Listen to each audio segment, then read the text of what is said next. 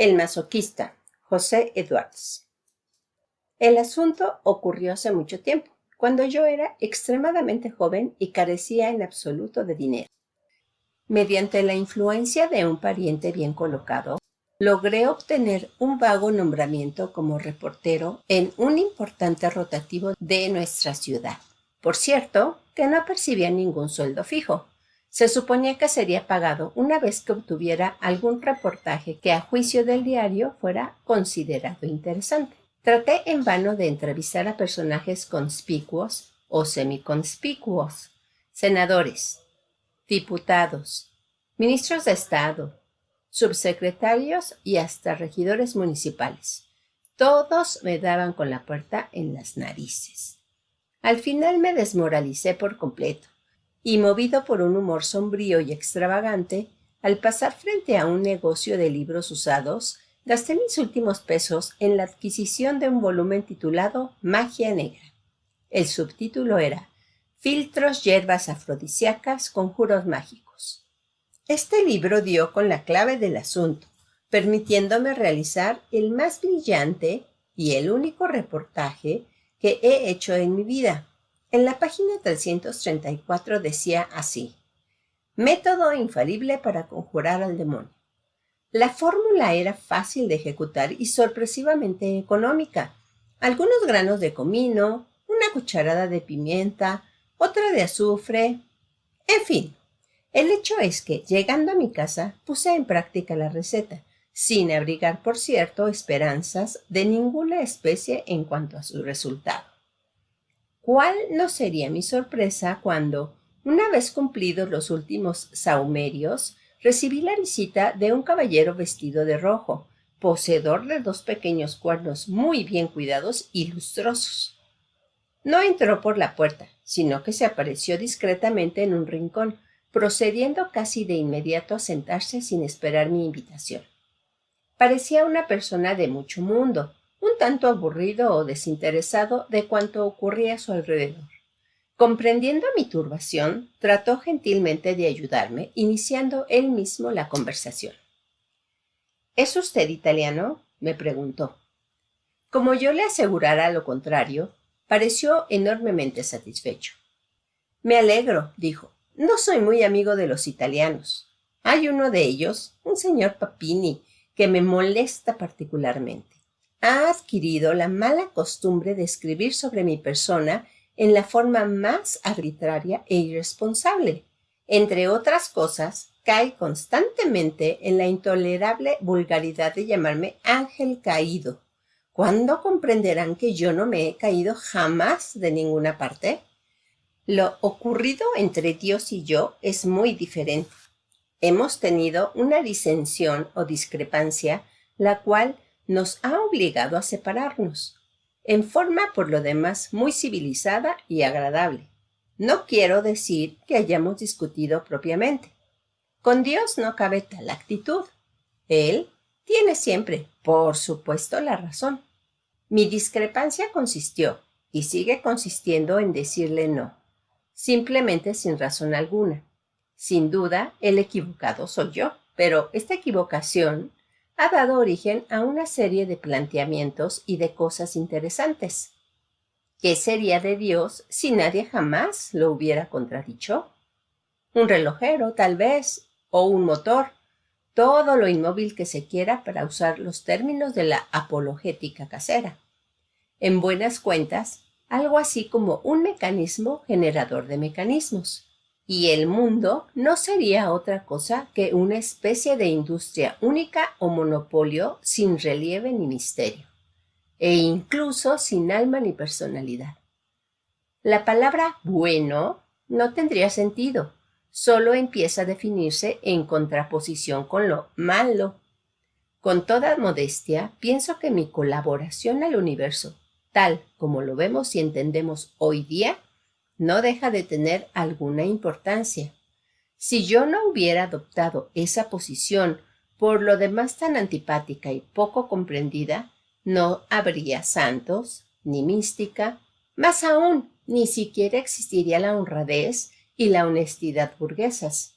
En buenas cuentas, Si Dios es el creador del mundo físico, soy yo, lo digo sin ninguna jactancia, el verdadero creador o impulsor del mundo moral.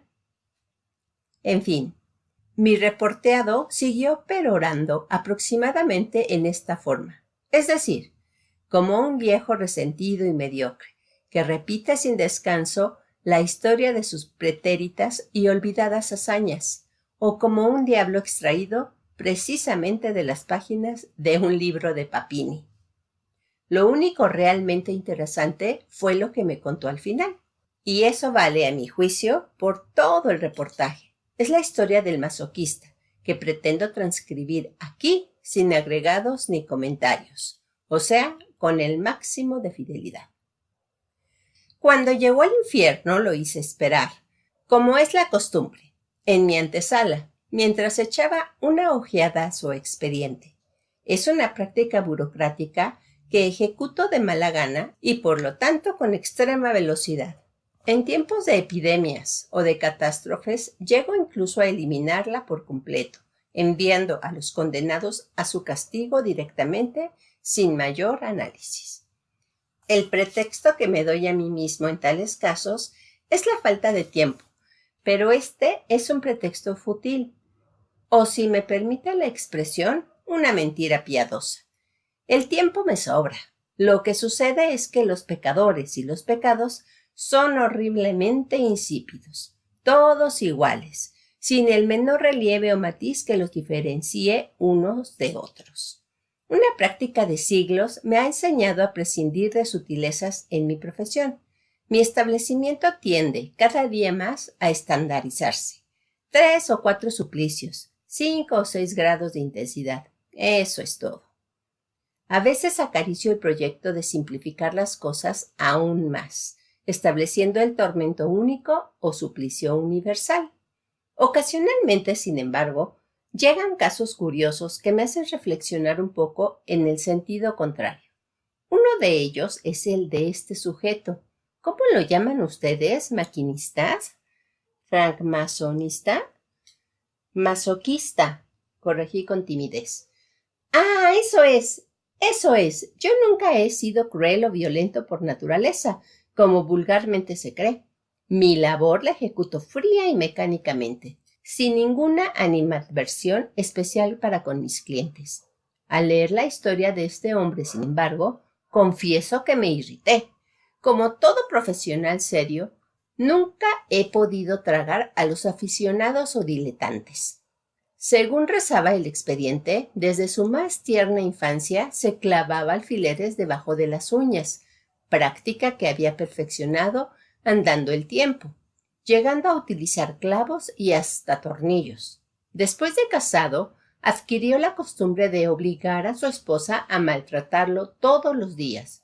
Si alguna vez la pobre, fatigada tal vez por las labores domésticas, se resistía a hacerlo, él la obligaba usando la fuerza, es decir, la golpeaba hasta que ella accedía a golpearlo. A sus hijos, que adoraba más que a nada en el mundo, los mató, uno por uno, con el deliberado propósito de sufrir él mismo. Por último, pareciéndole todo poco, se recluyó en una especie de claustro particular, a objeto de perfeccionar o dar rienda suelta a su extraordinaria vocación. Allí se hacía tajos con un cuchillo y se inyectaba toda suerte de virus.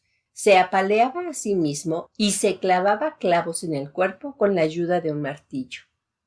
Un día cualquiera, en una de sus delirantes orgías, se propasó, llegando al extremo de matarse. «Fue un accidente», me aseguró un minuto después, cuando me vi obligado, muy a pesar mío, a cambiar con él algunas palabras. En realidad yo amaba la vida y desconfiaba de la existencia de otra. Temblaba al considerar la posibilidad de que mis sufrimientos pudieran concluir alguna vez. Tal vez fue esta frase la que agotó definitivamente mi paciencia. Sin mayores trámites ni contemplaciones, lo destiné al suplicio número 1, con el grado máximo de intensidad. «Ahora verás lo que es bueno», exclamé para mis adentros. ¿Con qué clavitos en las uñas y tajitos en el vientre?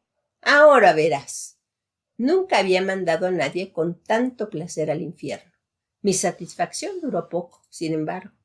Al practicar mi visita de inspección algún tiempo después, pude constatar con desagrado que el hombre estaba entero, optimista y hasta dichoso. Al verme se acercó murmurando algunas palabras de agradecimiento. Llegó hasta el extremo de llamarme maestro.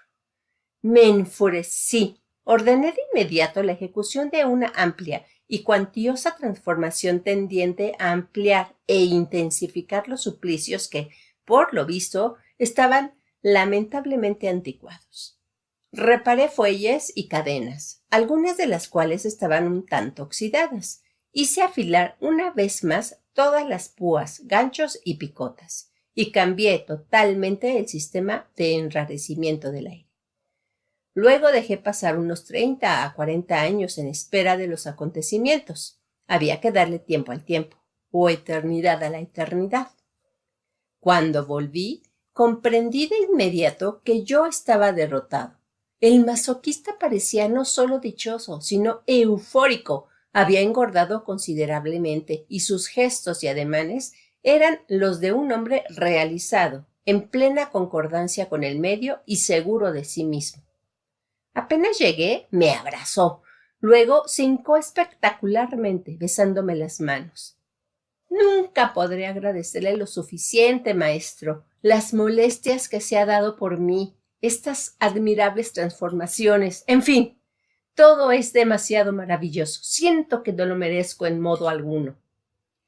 Me retiré en forma brusca, sin dar contestación a sus palabras.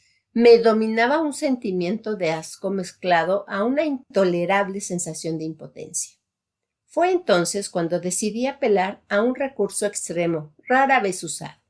Solicité audiencia al caballero del otro lado, es decir, al Padre Celestial. El anciano caballero me recibió con una condescendencia admirable, como acostumbra hacerlo en estas ocasiones. Le expuse en pocas palabras mi pensamiento. Si este hombre gozaba sufriendo, solo podría sufrir gozando. En otros términos, aunque pareciera escandalosamente absurdo y fuera de lógica, parecía aconsejable trasladarlo a modo de castigo al paraíso. Dios prometió estudiar el caso, y al poco tiempo envió un emisario con orden de efectuar el traslado. El masoquista aceptó la situación con gran serenidad. Por primera vez sentí en él una especie de simpatía cuando lo vi alejarse entre las nubes. Pobre diablo, pensé, al fin va a sufrir de verdad. Apenas habían transcurrido unos meses, años o siglos, no recuerdo bien, cuando el mismo emisario regresó con nuestro personaje de vuelta al infierno.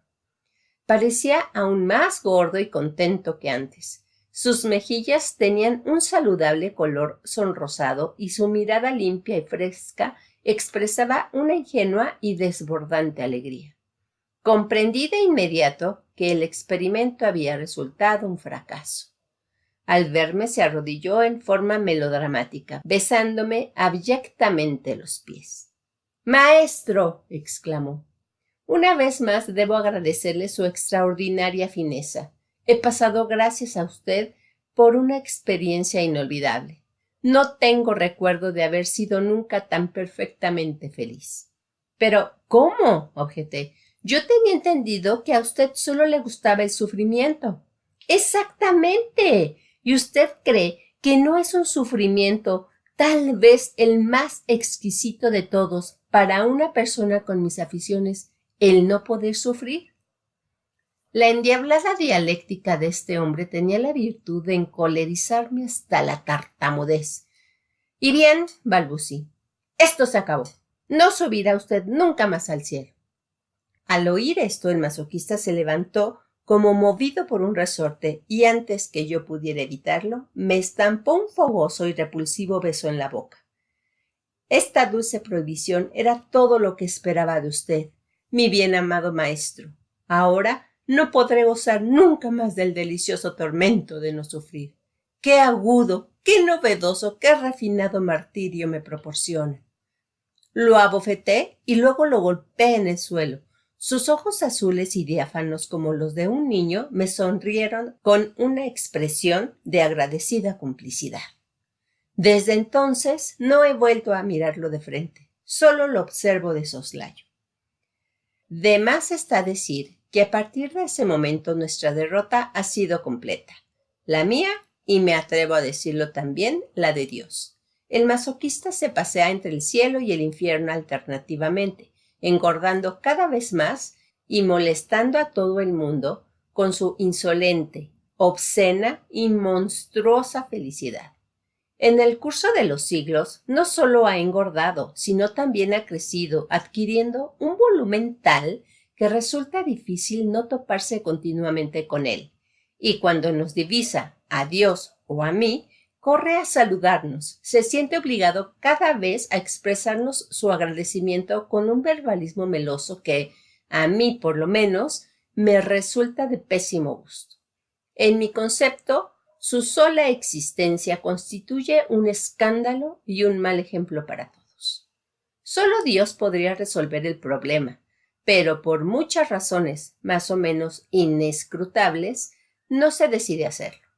Por una parte, esto estaría contra todos sus principios y tal vez lesionaría en cierta medida su amor propio. Hasta el momento, ningún ser inmortal ha sido desinmortalizado, ni cosa alguna brotada de sus manos ha sido sometida a la más leve reconsideración. Pero hay algo más. Como todo gran artista, Dios prefiere no hablar directamente, sino a través de sus creaciones o criaturas. Seguramente por intermedio del masoquista quiso decir algo. ¿Pero qué? A veces pienso que él mismo no lo sabe todavía con mucha certeza. Cuando lo observa, noto en su omnisciente mirada algo así como una sombra de perplejidad. Tal vez no ha terminado de decir si se trata de su obra maestra o, por el contrario, de la primera equivocación cometida en toda su carrera. El resto de mi reportaje no tiene interés alguno y se reduce a las inevitables frases que anteceden a toda despedida. El diablo sacó de su chaleco un inmenso reloj que, según pude observar, no tenía números ni divisiones indicativas de las horas. En vez de 2 punteros, tenía uno solo, que giraba en redondo sobre una superficie blanca y vacía. Sin duda, más que un instrumento útil, constituía un pretexto para dar término a sus entrevistas. «Usted me perdonará», dijo, «pero se me está haciendo un poco tarde y debo retirarme. He pasado un momento muy agradable conversando con usted. Espero volver a encontrarlo en otra oportunidad». Esta última observación fue hecha aparentemente sin ninguna malicia o doble intención. Hizo como que salía de la pieza y antes de llegar a la puerta se esfumó con exquisita discreción y delicadeza. De más está decir que mi reportaje fue rechazado por el diario. El director estimó que se trataba de una burla y aprovechó la circunstancia para alejarme definitivamente de mis hipotéticas funciones. Debido a lo cual, la presente historia ha permanecido inédita hasta el día de hoy.